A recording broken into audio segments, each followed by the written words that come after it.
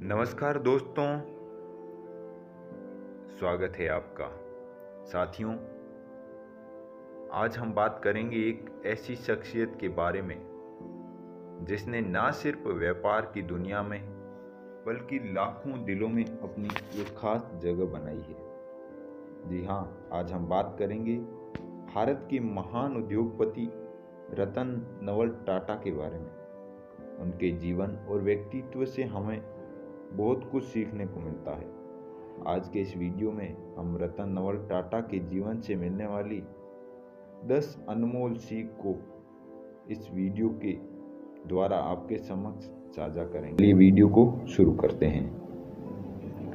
रतन टाटा से मिलने वाली पहली और सबसे महत्वपूर्ण सीख है विनम्रता, ह्यूमैनिटी। रतन टाटा जितने बड़े उद्योगपति थे उतने ही विनम्र भी। उन्होंने हमेशा अपने काम से अपनी पहचान बनाई, न कि अपनी संपत्ति या पावर के दम पे। चाहे उनका कारोबार कितना भी बड़ा हो, उन्होंने हमेशा जीवन जमीन से जुड़कर रहकर ही काम किया।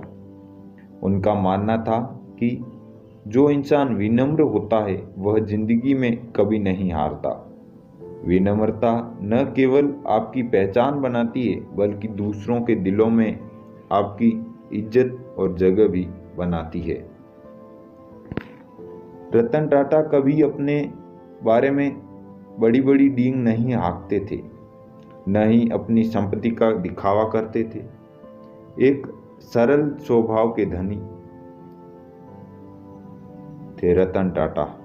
जब टाटा ने जगुआर और लैंड रोवर का भी अधिग्रहण किया तो उन्होंने एक सामान्य व्यावसायिक निर्णय के रूप में लिया, न कि इसे एक दिखावे के रूप में प्रस्तुत किया।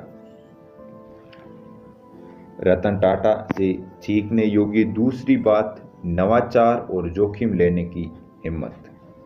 रतन टाटा हमेशा नवाचार पर जोर दिया करते थे, जोखिम उठाने से कभी पीछे नहीं हटते थे। चाहे वह टाटा नैनो की लॉन्चिंग हो या फिर विदेशी कंपनियों का अधिग्रहण, उनका मानना था कि बिना जोखिम के आप कुछ बड़ा नहीं कर सकते। जब उन्होंने टाटा नैनो जैसी दुनिया की सबसे सस्ती कार लॉन्च की, तब यह एक बहुत बड़ा रिस्क था। कई लोग इसे संभव ही नहीं मानते हैं, लेकिन रतन टाटा ने इसे कर दिखाया। रतन टाटा सर से सीखने योग्य तीसरा अध्याय समाज के प्रति जिम्मेदारी।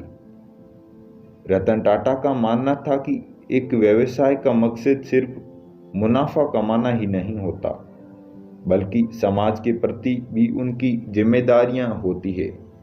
यही कारण है कि टाटा समूह के तहत कई सामाजिक और परोपकारी कार्य करने में रतन टाटा हमेशा अग्रणी रहते थे।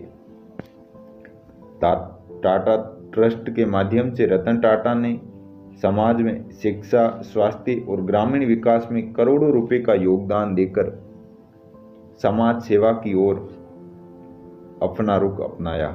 वह हमेशा समाज के प्रति संवेदनशील रहे और अपने कारोबार का हिस्सा बनाया। रतन टाटा सर से सीखने योग्य चौथी बात है सच्चाई और नैतिकता। रतन टाटा अपने जीवन भर सच्चाई और नैतिकता पर टिके रहे। उन्होंने कभी भी नैतिकता के साथ समझौता नहीं किया और हमेशा ईमानदारी के साथ कार्य किया। जब टाटा ग्रुप को कई बार चुनौतियों का सामना करना पड़ा, तब भी रतन टाटा ने कभी गलत रास्ते का सहारा नहीं लिया। उनका मानना था कि व्यापार में सफलता से ज़्यादा जरूरी है नैतिकता और ईमानदारी से काम लेना। अगला लेसन है दीर्घकालीन दृष्टिकोण, long term vision. Ratan Tata जी का दृष्टिकोण हमेशा एक लंबी अवधि का रहा है। उन्होंने कभी भी तात्कालिक मुनाफे या तात्कालिक नुकसान पर ध्यान नहीं दिया, बल्कि भविष्य में स्थिरता और विकास पर जोर दिया। रतन टाटा ने जब जगुआर और लैंड रोवर जैसी कंपनियों का अधिग्रहण किया, और उन्हें एक नए सिरे से पुनर्जीवित किया। यह एक लंबी अवधि का निवेश था जिसने टाटा ग्रुप को वैश्विक स्तर पर भी पहचान दिलाई। अगला लेसन है कठिन समय में धैर्य, पेशेंस बनाए रखना। रतन टाटा का जीवन हमें सिखाता है कि कठिनाइयों में धैर्य रखना कितना महत्वपूर्ण है। उन्होंने कई चुनौतियों का सामना किया लेकिन कभी गिव अप नहीं किया। उनका मानना था कि हर चुनौती एक अवसर लेकर आती है। जब 2008 की वैश्विक आर्थिक संकट के दौरान कंपनियां डूब रही थी, तब रतन टाटा ने धैर्य और समझदारी से काम लेते हुए अपने कर्मचारियों और ग्राहकों का विश्वास बनाए रखने के लिए धीरे धीरे स्थिति को संभाला। यह उनके लिए आसान था, लेकिन हर किसी के लिए इस समय आर्थिक संकट में अपनी कंपनी को बचाए रखना संभव नहीं था। अगला लेसन है युवा पीढ़ी को प्रेषित करना।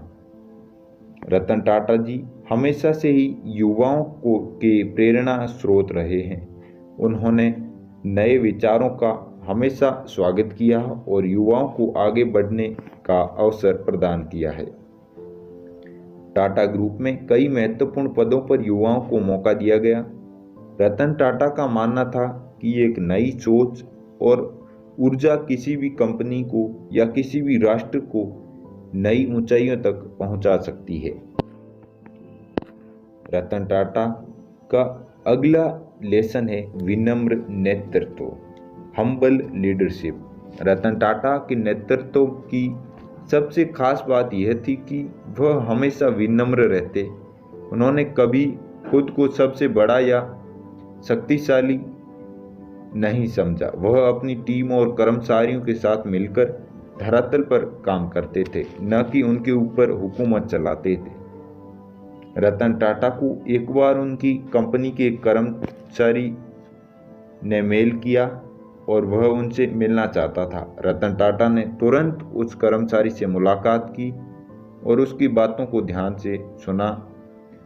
यह उनके विनम्र नेतृत्व का एक जीता जागता उदाहरण है। रतन टाटा का अगला लेसन है फेलियर से सीखना। एक व्यक्ति फेलियर झेलने के बाद जब सीखता है तो वह उस भूल को दोबारा नहीं दोहराता। इसलिए कहते हैं कि फेलियर सफलता के विरुद्ध नहीं है, फेलियर सफलता का ही एक भाग है। रतन टाटा ने अपने जीवन में असफलताओं का सामना भी किया, लेकिन उन्होंने कभी इसे अपनी कमजोरी बनने की बजाय इसे सफलता का एक पार्ट मानते हुए इससे सीखकर आगे बढ़ते रहे, न कि उससे डरकर बैठ गए। टाटा नैनो के लॉन्च के बाद शुरुआती असफलताओं का सामना भी करना पड़ा, लेकिन उन्होंने इसे अपनी गलती मानने की बजाय इसे सीख लेकर प्रोडक्ट में सुधार करके अपनी स्थिति को मजबूत बनाया और वो कर दिखाया जो बहुत बड़ी कंपनियां भी नहीं कर सकी। टाटा जी से मिलने वाला अगला लेसन है लोगों की भलाई को प्राथमिकता देना या समाज सेवा को प्राथमिकता देना। रतन टाटा हमेशा मानते थे कि व्यापार में लोग सबसे महत्वपूर्ण होते हैं, चाहे वे ग्राहक हो या कर्मचारी। उन्होंने हमेशा अपने कर्मचारियों की भलाई और संतुष्टि को प्रथम प्राथमिकता दी है। मुंबई हमले के बाद जब ताज होटल पर हमला हुआ, तब रतन टाटा ने अपने होटल के कर्मचारियों के लिए हर संभव मदद की। वह व्यक्तिगत रूप से हर परिवार से मिले और उनकी समस्याओं को समझा। दोस्तों, रतन टाटा के जीवन से हमें सीखने को मिलता है कि सफल बनने के लिए पैसा और पावर होना जरूरी नहीं है, बल्कि व्यक्ति का विनम्र स्वभाव, नैतिकता और समाज के प्रति संवेदनशील जिम्मेदारी होना भी उतना ही महत्वपूर्ण है।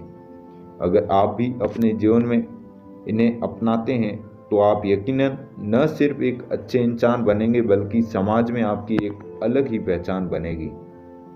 साथियों, अगर ये वीडियो आपको पसंद आया है तो वीडियो को लाइक करें, शेयर करें और चैनल को सब्सक्राइब करें। धन्यवाद। जय हिंद। वंदे मातरम।